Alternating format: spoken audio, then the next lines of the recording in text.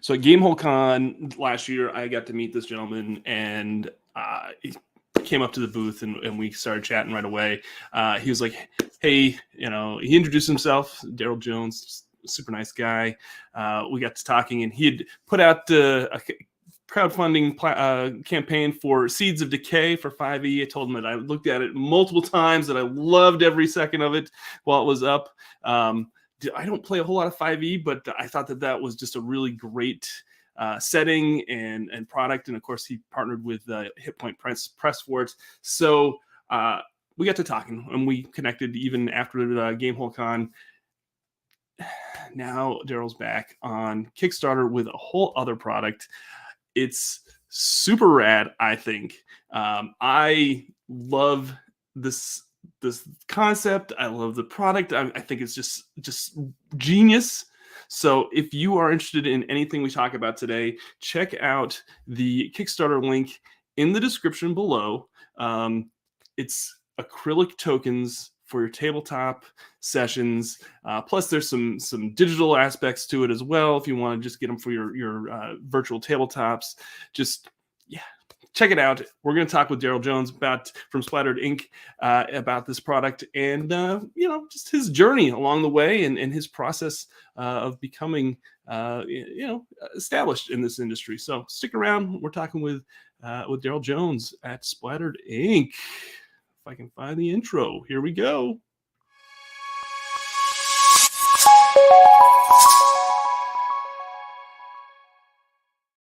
Hey everyone, welcome to Victory Condition Gaming. My name is Doug. Today on the show, we're talking with Daryl Jones at Splattered Ink about RPG Essentials. This is an acrylic token project for your tabletop. I love this idea and this concept, and I'm surprised that this hasn't taken off and been a bigger thing even now. It's just, I'm so excited about it. We'll talk about that in just a second. I will remind folks that if you are tuning in for the first time and you haven't already hit that subscribe button, we'd love to have you as part of our VCG community.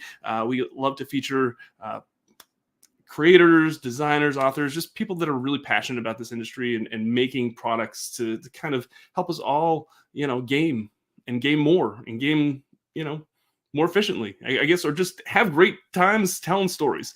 And if you are a backer of RPG Essentials or you think this is a cool idea, hit that like button down below as well. All right. I've got two of the other Chaotic Good cast members with us tonight, and we're going to bring Daryl on and chat for a little while. Hey, everyone. Thanks for hopping on tonight and chatting RPG Essentials. Hey, thanks for having me. I appreciate it. Daryl, I'm super excited to have you on. Of course, we've got Jason and Amanda with us as well. If you're listening to the audio podcast, they're joining me. Daryl, congratulations on this Kickstarter. It launched just was it earlier last week, and it's just it's doing phenomenal. Yeah, I'm thrilled. We did launch last Tuesday. We actually will go all the way through February 9th, and I love that you had a $4,000 goal. Yeah, well, that's adorable. It's nice and humble. Yeah. It's an interesting project because I've been working on these tokens, the illustrations, for about 2 years. And I wasn't initially planning on releasing them through Kickstarter, but, started talking to some people. Actually, my buddy over at Hit Point Press was like, hey, if you're looking for a project, why don't you use the tokens? And because there's a lot of projects that I could be working on at any given time. And I'm like, I want something to fill in until I'm ready to write Seeds 2. And, he suggested it. We were talking about names, which was really funny because, I had, what about GM Tools or something like that? And we were back and forth, and I said GM Essentials. And he's like, that's it. Go find that. And he actually found it on GoDaddy before I did. And he's like, okay, it's available. You just started a business. I'm like, okay, you're right. Here we go. That's twist awesome. My arm. That's awesome. Yeah, so it's fun. And I was thrilled to get product or samples in, so that I could actually show them. And I couldn't be more thrilled. Like, yeah, I would have been playing with these for the last 30 years, you know. If Oh, absolutely. And I think it's just genius because, like, I know VTTs are you know, seeing a surge in popularity just because of everything that's happened over the last couple of years.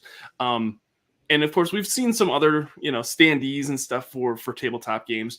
I love the fact that you're basically creating almost like a virtual tabletop, like, you know, visualization for your tabletop, your actual in-person tabletop game. And I think that just visually, I love that more. I think that that's just so much smarter. And I think it's going to be, you know, something that people are going to see more often now.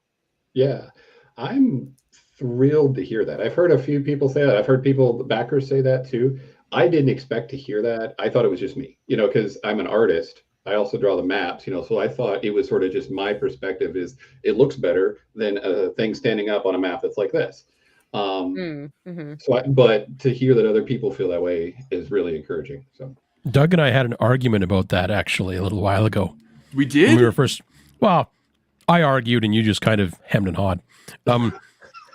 We were talking about acrylic tokens vertically versus flat. Okay. Yeah, I remember this. My preference was for vertical. And Doug was all like, oh, but then you have to buy the little stands that they go in and you're always having to take them apart and you're going to lose your stands. And stop waving your hands. And I was, my thing was I'm sitting at a table. I'm looking across at a grid map or whatever that's laying on the table. And I want to see a standee of my monster or my character or whatever. But in the intervening time, I've looked at the Kickstarter and I saw a couple of the examples of where you're setting things on grids and stuff like that. Like Doug was just showing for the folks in the live version of you placing tokens on the maps and swapping out characters and stuff like that. And it occurred to me that as much as I love virtual tabletops because I live fairly remotely and it's very rare that I can have people over to actually play, that is an excellent point. This is literally a bridge between virtual tabletops and at-home games, because you can take all of the top-down style that everyone's used to on a virtual tabletop and use it in your home game. I'm going to say that Doug was right. Wow, this is a first, I think, for this show. It's 9:07. It's January 16th, 2023. So note the date and time because this is not happening again. You can't say that Doug is right. This is going to become a problem. Don't worry. I'll find a way to make him look silly later. I will say, though, along with your point, that while I get the appeal of having stuff like standing up on a map when you're at a table, you're gonna still have to like get up and look down at the grid anyway. Like if you're gonna actually use the grid, you can't just like, it may look kind of cool to have everything like standing up in front of you, but when it comes time to actually use the grid, something that it's just like, oh yes, I have to get up anyway to like look at it and measure it. And like if you're trying to figure out your line of sight or your area of effect or whatever else, you're going to have to get up and look straight down at the grid anyway in order to actually use it. So having something that just sits on its place in the grid and doesn't have like bits that you're trying to navigate around and trying not to knock over like or whatever while you're trying to figure it out. I just knocked over the 7-inch dragon. Thud. Or send flying when you're rolling your dice or what have you. Like they are actually way more practical. And it takes up the proper footprint too. Exactly. Yeah. If you have a dragon on a standee, it's only taking up like what a 1-inch by 1-inch plastic base. It's not representing its actual area on the map properly. So if you have it laid down flat and you're looking at it top down, you're like, okay, this thing's taking up like 9 squares wide. You know, there's no need to say, well, you couldn't get that close because you wouldn't be able to get in there underneath its wing or whatever. You know? Right. Yeah. Yeah, now I did have a lot of them that extend out over what their mechanical size is described by certain systems, which we will not be discussing today. Fair enough. But you know, like there's one in a recent stretch goal, the Diva. I think I called him a winged angel, or winged warrior angel. The wings go like 12 feet out or something like that, but he's still just supposed to be a large token. So I do exaggerate here and there, but then there's still some that their description, like in the lore of the monster, Right. the Trask, for example, it's so huge, like it's unproducible. You have to make a game mat called a Tarask. Yeah, just do the game mat. But I am doing one that's like 9 by 10. Nice. So it is one set by itself. And I haven't finished the art yet. It was one that was supposed to get done. I had, leading up to this Kickstarter, I had everything that could go wrong did go wrong. So I'm thrilled that it's doing as well as it is, because it was, just behind the scenes stuff. But it's really been a fun, stressful experience. Yeah, there was a lot that I sort of tangented in there. Sorry. No, it's good. It's good. It's pretty normal for us, dude. Don't worry. All right. You've got, I think it was over 1,100 backers when I reached out to you this morning, and I was like, holy smoke, 1,100 backers that's a good amount. That's actually, I think, more backers than Seeds of Decay got. Seeds got 1,600. Like it is 1,600. Okay, well you're on pace to like exceed that at this point, which is pretty cool. Right. Yeah. I mean, Kickstarter has a very predictable pace at this point. I mean, I've only ever seen one Kickstarter not follow the pattern. So we should be 2,500 to 3,000 in that range. That's crazy. Yeah, I hope so. I mean, it's awesome. I was hoping for 1,000. Like when I launched it, that was my goal. I'm like, surely I can get 1,000. But two things have happened. I've gotten really good feedback, really positive reviews by people like you, and my average pledge is a lot higher. I mean, I just didn't. I mean, I'm not a gamer that spends $500 on accessories, but there must be a lot out there. So this is.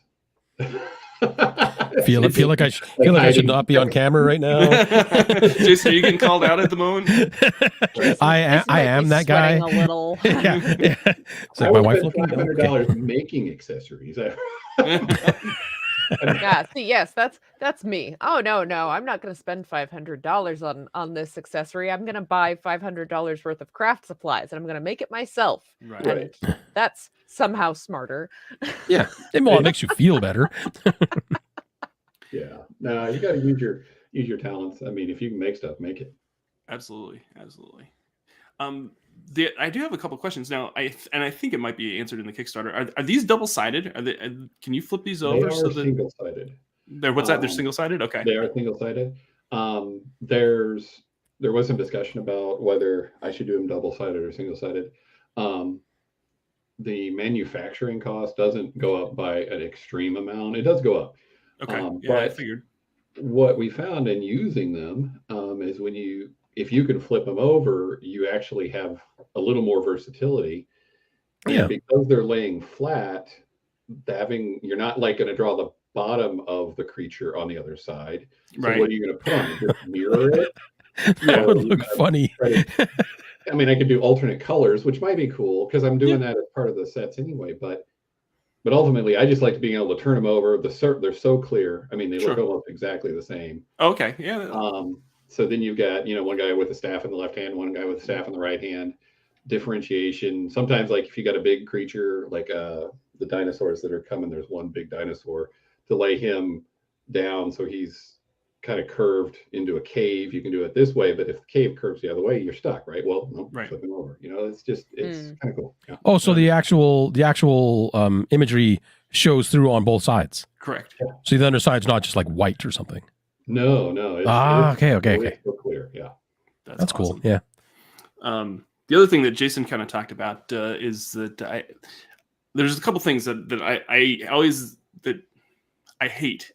I always want to bring like my minis to like events and stuff just to have on the table, but then like part of me goes, no, I've transported minis before and they break, and I don't want to like. And you can only transport like 48 of them in a box that's 2 feet by 2 feet by 2 feet. I don't want to. I don't like Gen Con, and there you see the one table where the guy's running the game, and he's got the whole wall lined with boxes of his stuff. Like, just to run a game. Yeah. Right. Yeah. I don't want to do that. That does not sound like fun to me. And like, if people are handling the minis and such, like, okay, like I don't mind sharing and all that, but it's just like, I just did a big move, like personally, like, and that stressed me out. Like just moving stuff around from place to place just is not fun. I love, and I'm going to put it on the screen. I love the fact that you can just take some of these, put them in a binder, and put them in your backpack, put them in your bag, and bring them to whatever event you want to be at. Like that to me, that makes it so much easier for traveling. Like if you especially my God, especially if you're traveling to a convention that's far away. Like we would all. I don't know where I don't know where you live, but the rest of us would all have to fly to go to Gen Con. So yeah. So yeah, it's I'm a 5-hour drive from Gen Con, but I have to fly like to go to PAX Unplugged and anywhere else that's useful. Right. So. And so it's like, oh, if you want to go to if you want to go any distance to a convention and you want to run things, like you can't bring all of that stuff with you. It becomes next to impossible very quickly. But this you easily could. Yeah. And I don't know if it's I only glanced at the Kickstarter before I went scrambling for my wallet. Some of the tiers come, I don't know if all of them do. Some of them come with binders with the pages already, right? Yeah. So you don't even have to go out, like you're not going to like back this Kickstarter for all of the things kind of deal and then end up going out to your local Staples and buying every single 3-inch ring binder they have. Where's my money? Do I just throw it to the screen? Is that how it works? Yeah, it comes with binders. The one that Doug showed on the screen a second ago is a prototype, so that it may not look exactly like that, but the plan is it will have, as you can see all the way on the left on my screen, there's like a flap, so it'll close around and not just be like a open. And it's the inserts are basically just going to be like your standard card inserts, hey? Well, that's what I've shown here, because that was again the easiest to prototype for this, but I am doing custom sizes, so there'll be like a 4x5 grid, then there'll be the 3x3 grid like you saw there. Yeah, you need them for larger beasties and stuff. Yeah, and then there'll be one for the Tarrasque. Just a single sheet, single pocket. It'll be one binder, like it'll be like a combiner. It'll be like one binder with 25 pages, and each page has a chunk of the Tarrasque. There you go. And then you put them together like a big puzzle. It'll be like a giant transformer, Doug. Oh, hey. You're lucky I didn't say GoBot. Dirigo asks, do they come with digital assets as well? Yeah, so right now there is a digital set of all of Run A. There's 3 different color variations, so the initial color set is available digitally. Nice. Cool. I think that, again, another smart move. Yeah, because that's like I do a lot of VTT, so that's perfect. Yeah. It's funny because there's lots of ways to get imagery and stuff like that into VTTs, but having variety really adds a lot to it when you get to playing a lot on VTTs. Like being able to use different art assets to represent the same creature, even just to give, like you said, you flip the token over. He's lefty, he's a lefty, he's a righty. So that plus like token art you may already have combined with this is a great option for variety on the table. So you don't have like 12 goblins that look exactly the same. Right. Yeah, I mean, that's originally what I was doing the art for, was for VTT. Yeah, I was gonna say, Daryl, don't you offer digital assets as like your Patreon? Yeah. It's there is some on Patreon too. It's going to be kind of revamped with this Kickstarter because there'll be some different things offered and whatnot. But yep. So it's been sort of where that came from, and there's not a lot, at least from what I found, of really good top-down tokens. No, I've seen a lot of very bad top-down tokens, to be honest with you. Lots of digital assets where it's just like, let's take a picture of this digital asset from the top and call it a token. Like, no, that desk looks terrible. Yeah.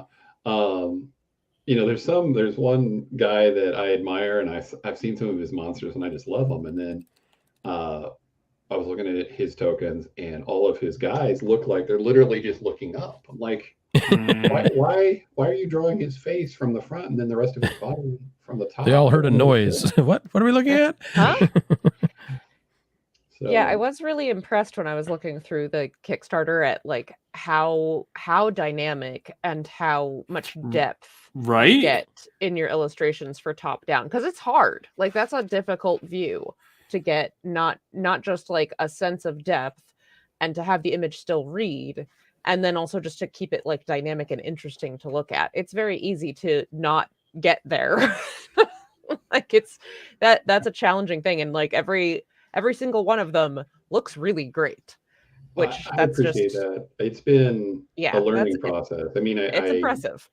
I had, you know, the drawing talent that I was God given. I appreciate, but drawing from the top, every set I do, I feel like I'm learning more because it is a weird. It's just not the way we experience life, right? So right. Yeah.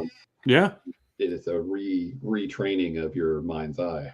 I was going to ask, actually, when you draw these things, do you draw them like face on first or top down entirely?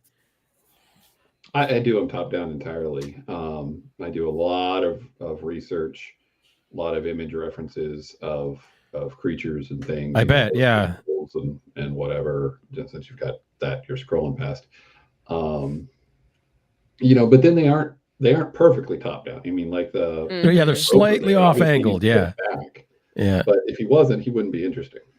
Well, yeah. A gelatinous cube from the top. Well, that's a green square. Right. Yeah, and Jared, you've got so many different sets in here, and basically people can just pledge for, you know, sheets of just these tokens, and you've got so much variety. Like, yeah, it was kind of annoying, if I'm being completely honest, because I'm scrolling through it and I'm like, I want this, I want that, I want this, I want that, I want this, I want that. Well, that means you have to get the whole shebang Kickstarter level. That's what you got to do, Jason. Clearly. Kate, can you explain that to my wife? I shall not. No marriages were harmed in the making of this. Yet. Oh my God. Yeah, I've been surprised. Now I know people are mostly kidding. I hope they're kidding, but I've got comments or messages on Kickstarter about like, so should I do this or pay rent? And I'm like, we don't want anybody going into losing their home territory to get this stuff. Oh man, it's just one of those products. It's like, you know, like you said, there's people that are doing these like somewhat anyway, but like for someone to come along and just do it really well, and that's how you know an item's going to be or a product's going to be successful, is you either first to the market or you know, you're the most inexpensive version of it, or you have, you know, the best quality. And I think that this is just one of those that's just going to like. I think it's going to just take right off, even after the Kickstarter. I think you're going to see folks even after the Kickstarter, you know, hit the pledge manager and just be so excited about this. Now, is there any plan to go into retail? Like, are you thinking of supporting this line after the Kickstarter is fulfilled? How do you want to talk a little bit about that? Well, I wish I could talk more, but sure. The idea is yes. Okay. You know, my answer to people who've asked is I'm just a gamer who loves making cool gamer stuff. So I will continue to do that. And this clearly is one that is going to be in demand. And I expected this Kickstarter to be successful. I didn't expect it to be this successful. So, you know, I've put myself in a little bit of a pigeonhole because I went big with quantity. Yeah. So am I going to be able to go this big with quantity on the next one? I don't know. Either way, there will be a online way to buy these. Okay. I'm not anticipating them going to game stores at this point, unless I get, you know, some direct contact from somebody, then sure. But I'm not going to like try to distribute through Barnes & Noble or something like that. So sure. Okay. Interesting.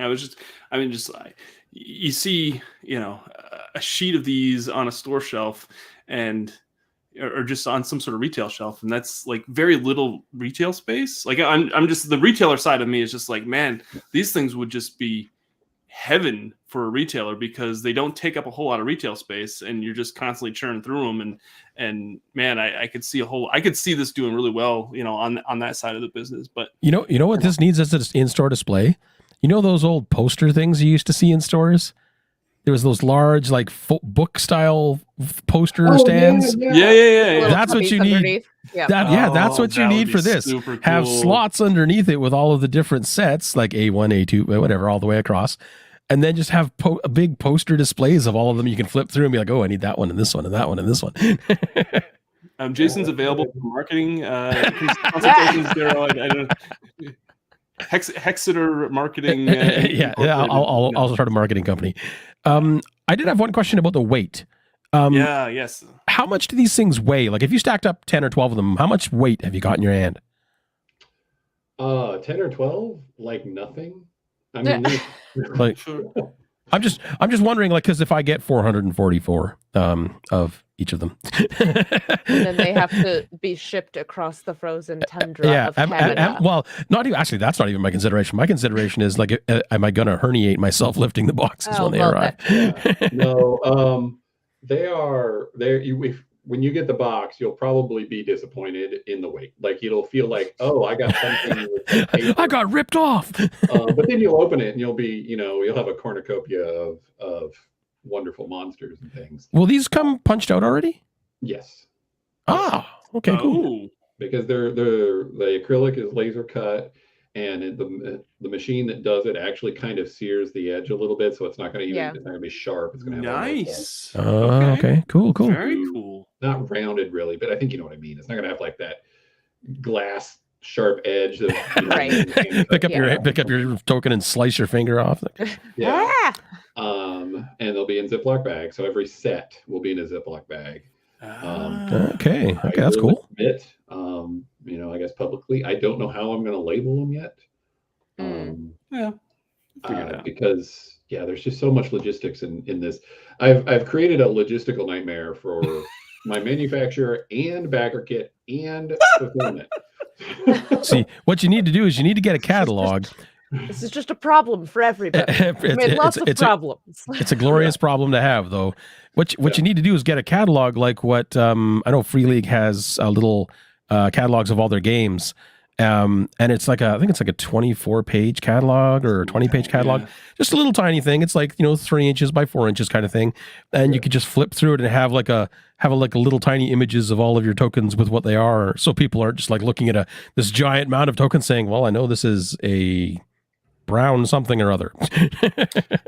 Dirigo says, looking at the Kickstarter, they are thicker than you think. Do you have any estimates with the approximate thickness? 1.8 millimeters. Wow. Sort of the standard is 2 millimeter, I guess, but it just worked better for this product to be a tiny bit thinner. See, that's decent enough that they won't bend then. Yes. No. Yeah, that's good. If you pull on them hard enough, you'll break them. Well, I mean, just not for small children. Okay. Just large children like me. Yeah.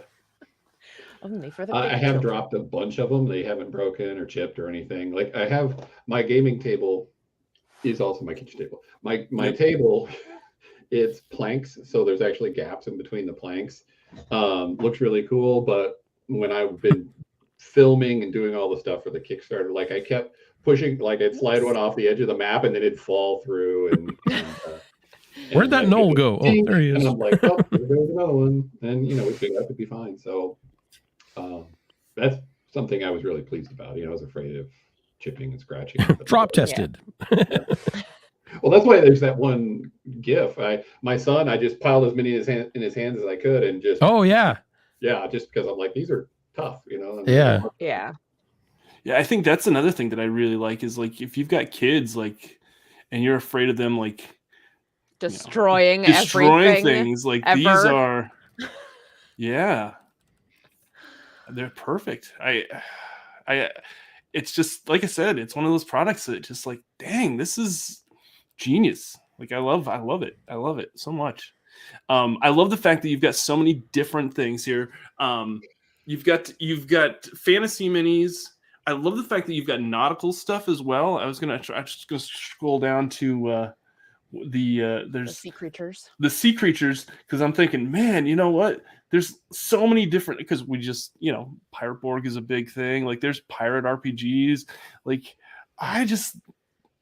this would be perfect for Dragonbane. Like as I'm scrolling through all these different sets, I'm like, oh yeah, that would be cool for a session of this. That would be cool for a session of that. I love the fact that it's just so versatile for a whole bunch of different. It's mostly fantasy based, but you've got some stuff in here that I could see definitely being applied to other systems too. It's one of the big failings that a lot of miniature sets have, actually, is everybody goes for, oh, this is the the really cool fantasy mini, like the really cool monster, the really cool looking thing. And then you end up with not a lot of the stuff that lower level characters or mid-level characters actually will encounter.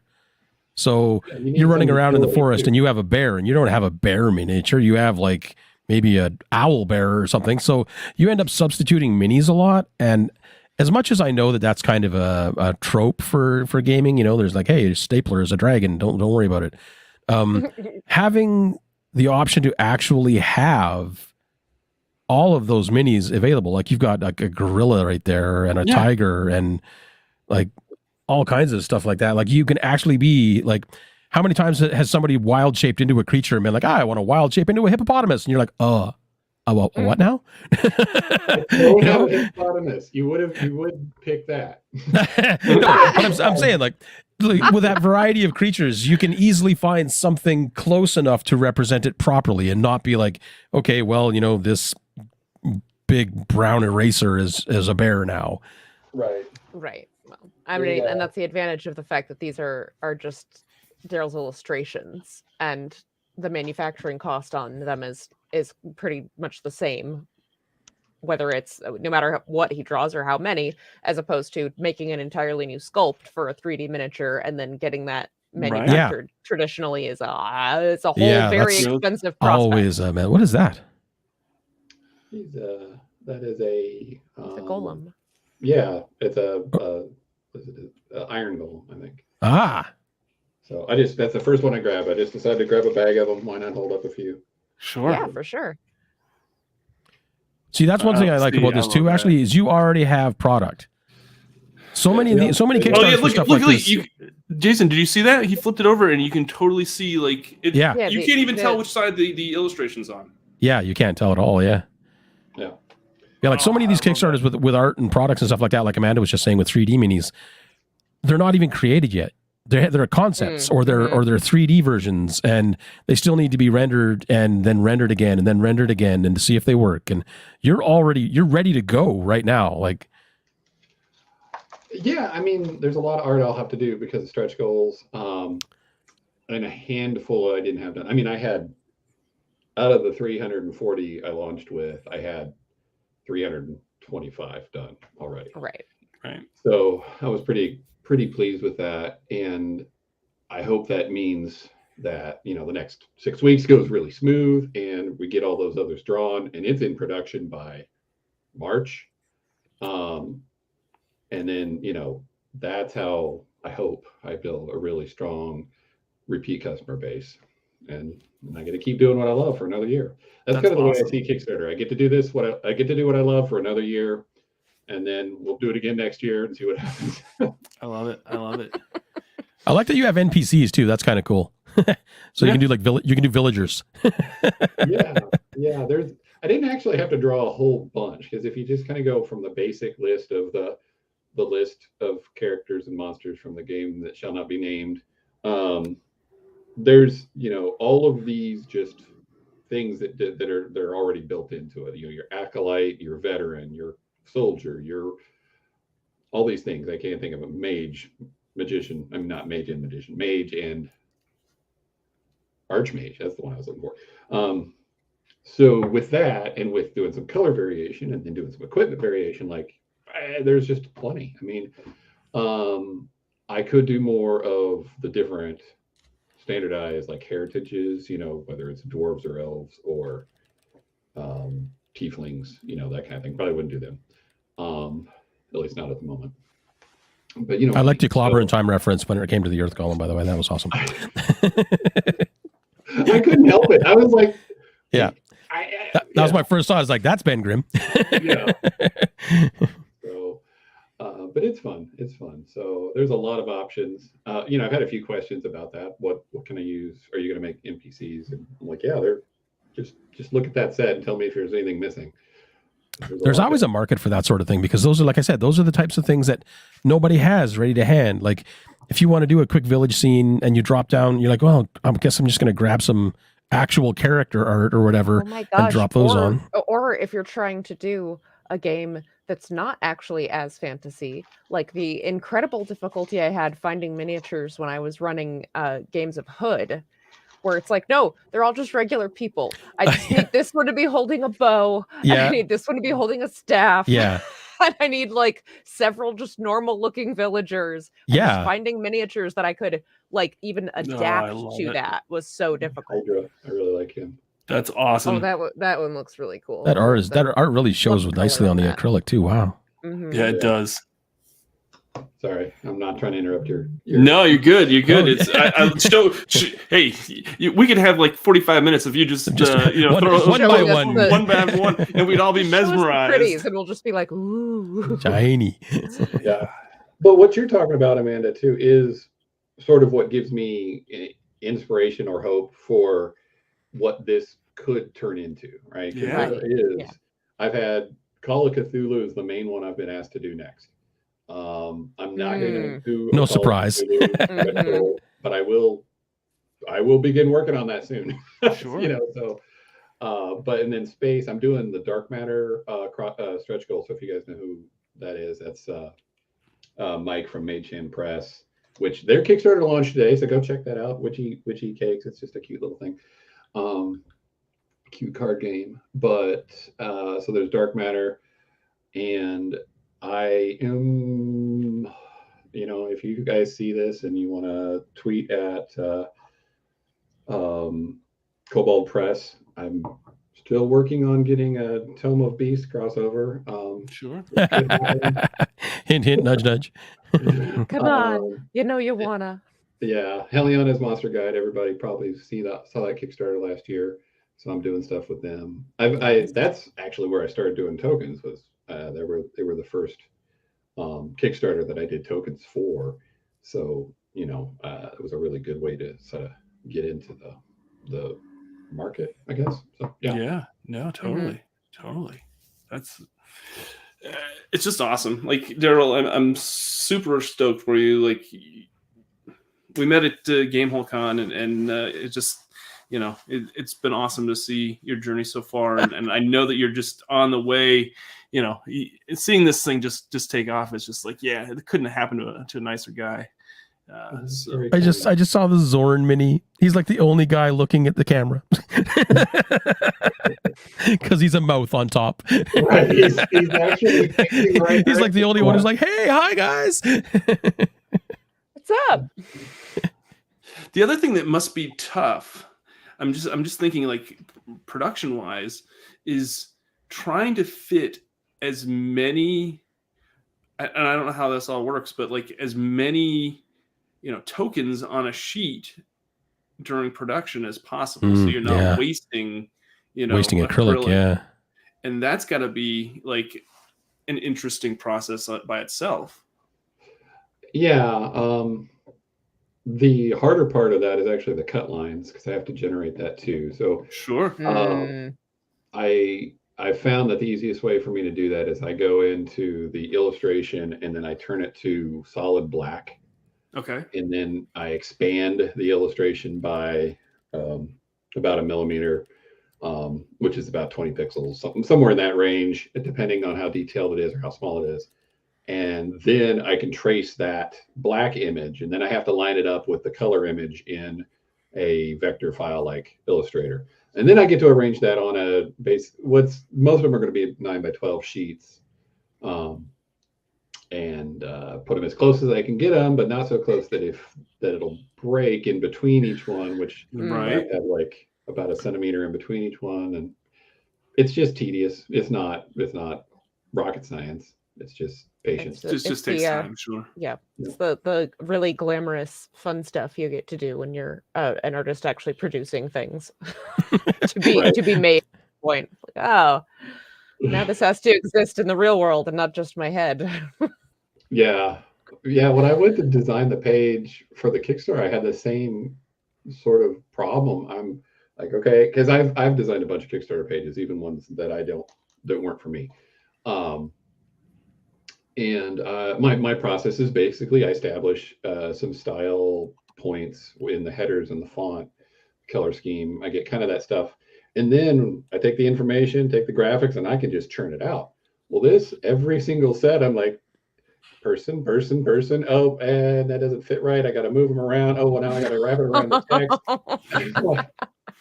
And I did 30 of these, little sets. And I'm like, oh my gosh, yeah. Originally, I was going to ask if there was going to be like a small title on each creature. But then, as we discussed, like the acrylic is transparent on both sides, and that would just get totally in the way of things. But then I was thinking logistically, like you'd be looking at every token going, where am I going to put the name on this one now? How that it's legible. And I'm like, no, I'm not even going to ask that. Right. Well, and I've had questions about, can I specify run A, B, or C, the colors sets available right in the pledge manager? I'm like, no. No, I mean, are you trying to kill me? You're tripling up the SKUs at that point. Yeah. Right, like, or am I going to be like, okay, here, manufacturer, is the list of actual tokens. So you're going to have to look at every one and determine, match it up with the list of the set. Like, no. I have to group them, and the group is just it runs through the machine and goes into the bag. So what you're doing is you're creating a secondary market for trading. Yeah. There you go. Ooh, There you go. There you go. I want this many with this color scheme. Do you have that one? I'll trade you 3 of these. That's funny. Are you guys familiar with True Dungeon? Yeah. Mm-hmm. True Dungeon, yeah. Cool. They're good people. I'm their graphic designer for a lot of their stuff. Nice. And their tokens, the secondary market that's come up from that blows my mind. Oh yeah, it's crazy. If you put something on a card-shaped form, people will trade it. It's pretty much reliable. Yeah, gamers are weird. Hey, yes. we love to collect stuff. I mean, I think that's human nature too. Humans just love to collect things, and then us as gamers, we're just like we're the ones where that gene got like tripled up. Exactly. Yeah. Exactly. That's funny because there is some psychological gravity to the idea that our identity can sometimes be our stuff. Our stuff, right? Yeah. This is me. Doug turns around to look behind him. But then as gamers, we literally try to transfer our identity into our make-believe stuff. Right. So I think that's how the gene gets tripled. Yeah, exactly. Yeah, we're doing it to ourselves. Oh man. Oh, Daryl, this is so exciting to see it just take off for you. And I'm going to tell folks that if you have any questions for Daryl, let us know in the chat. We've got a few more minutes before we sign off. I'm super excited for this, and if you are watching this after the fact, let me know in the comments if you backed it, because I think this is a super rad product. Your measurements are all in metric. Does that mean your prices are all in Canadian?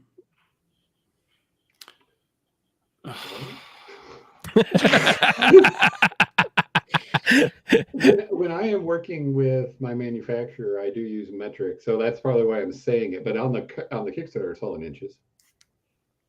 That's true. Yes, I didn't notice. Darn it! Because I was thinking I could buy a lot more if these are Canadian prices. Jason's supposed to engage in some wishful thinking. Yes, yeah, I am, because I'm looking at this $444 pledge, going Yeah, I mean it's fine. You can maybe that's the answer to your question earlier about what do you tell your wife? Oh, it's Canadian. Yeah, it's Canadian. Oh yeah. At $444, I don't think it matters anymore. Oh man. So actually, one question about that. Actually, those pledges where you get 3 of every token. That's not the individual sheets, then, right? That's just 3 of literally every token.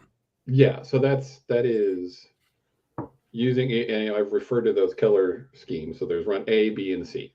So all of the sets, if it has 1 token present in that set, it's run A. It's color scheme A. If it has ×2 in it, it's color scheme A and B for both tokens, right? Then if you do the 1 of each, then there's no multiples of the set, but you get all of run A. But if you get 2 of each, you get all of run A and all of run B. Does that make sense? Yep, that makes sense. Yeah. Yeah. So like there's I don't know how else to explain it, but it's still something that I feel like needs some explanation. Because it's not the easiest thing to put into words, is it? Yeah. Because if you get the undead, then you get extra skeletons and stuff in the set. Right. But it's not 1 of each at that point. It's like 4 of some of them or whatever. So yeah. Anyway. Jason's just getting that $400 pledge. You're not going to have the problem. I've backed this and I haven't quite gone down that. I haven't thrown that much money to my screen Come yet. on in, but Doug. The water's fine. I'm looking through all these different sets and I'm like, how am I going to be able to pick the ones that I want? I'm just going to. That's why I was looking at that one, because I don't want to have to choose. People are going to be able to add more, in the backer kit or the pledge manager that you might have after the fact, Daryl. Yes, absolutely. And then after that, I plan to have a whole garage full of these sets. Just come. I'm not surprised. Yes. Come to the website, buy them. I don't think I'm going to do like a. A friend of mine told me once, I've never regretted something I didn't say. So I'll just stop there. I will continue to have these in the future. I'll just leave it at that. Excellent. I just don't know. It's too early to say. Sure. I'm excited to see these. They'll do incredibly well at conventions and events. So I'm excited for you just to kind of, I know that you're excited. You already do some of the convention circuit as it is, but I think that these will do even more, and hopefully it'll bring you to more events, because I think more people need to interact with you, Daryl, because you're just a super nice guy, and it's awesome. Like I said, it's awesome to see your journey so far. If folks would like to connect with you at all during this year, are you going to be at any conventions in 2023? I will. I will be at Gen Con. It'll be my 23rd, I think, Gen Con. So I'm 23. Yeah, I've been wow going since 2000 and something. I mean, I've been almost every year since 2002, but then I did one. Holy cow! When I first moved to Indy. And then I'll be at Gamehole Con. I will probably be at PAX Unplugged this year. Nice. Which is obviously at the end of the year. And I might try to go to GaryCon, but I would just be running up there for grins and giggles. Sure. Just to check in. I think that's my plans for the year, unless somebody talks me into coming to something else, which excellent. People try to do. I'm excited to connect with you more in 2023, and see more of you, and hopefully we can get Jason down at some of these events, and I know Amanda will be at a few of these too, so hopefully we can all connect in person. Daryl, if folks would like to connect with you online, where would you like them to go? Would you like to go to them? Do you have a website? Do you have social media? Sure. I am Splattered Ink everywhere. So you can go to splatteredink.com, Splattered Ink on Twitter, Splattered Ink on Facebook, and Splattered Ink on Instagram. So pretty easy to find me. You could say he's splattered all over the place. I have splattered everywhere. Splattered every which way. Right. But it is fun to read Splattered Ink if you don't expect it to be Splattered Ink, because you're like, splatter-e-dink? It just it's so enjoy that. That's a freebie. Also, we don't do tattoos. It's not Miami. It is just yeah, because that is sort of a standard thing. Something Inc. is always a tattoo place. Right. Yeah. I actually registered the domain in 1999, so I've been Splattered Ink for a really long time. It's just I've only been making these tattoo wannabes just carrying on with you. Yeah. So it's a good time. But yeah, so you can find me. I mean, in RPGessentials.com, go straight to the Kickstarter. It'll eventually go elsewhere, but right now that works for that. So excellent. Excellent. Well, all right, folks, I'm going to tell you again, if you're interested in anything that we talked about tonight or anything that we showed off, go to the Kickstarter in the link below, and then let me know in the comments if you're a big fan of this as much as I am and as much as we are on this show.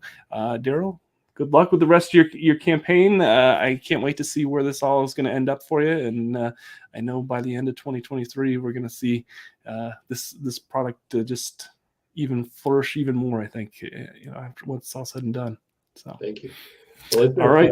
a real privilege to be here with you guys and to talk with you. So thank you.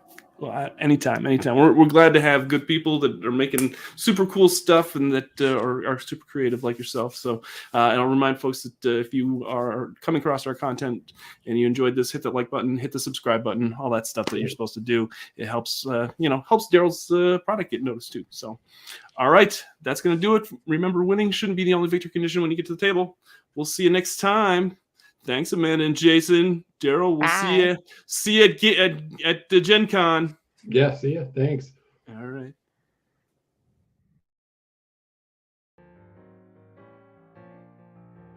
Thanks so much for watching this video.